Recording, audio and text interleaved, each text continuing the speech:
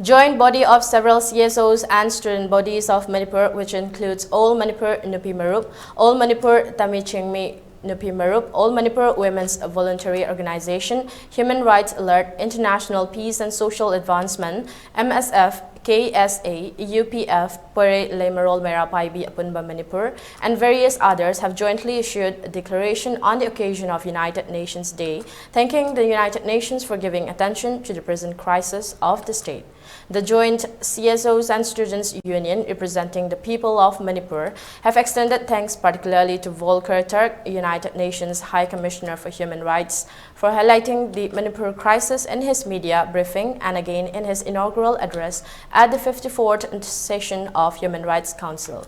The joint declaration has urged to adopt the model of United Nations tenet of responsibility to protect, which is also known as r2p.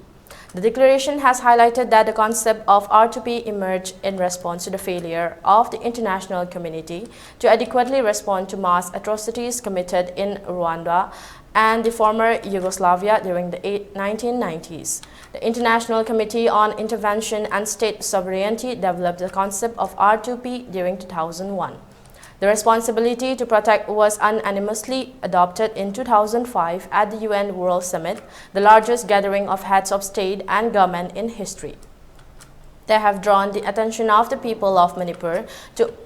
r2p norm that seeks to ensure that the international community never again fails to hold the mass atrocity crimes of genocide, war crimes, ethnic cleansing, and crimes against humanity. r2p stipulates three pillars of responsibility, which are: every state has the responsibility to protect its populations from four mass atrocity crimes: genocide, war crimes, crime against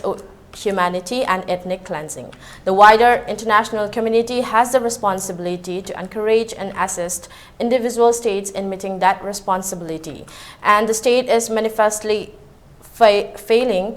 to protect its population. The international community must be prepared to take appropriate collective action in a timely and decisive manner and in accordance with the UN Charter.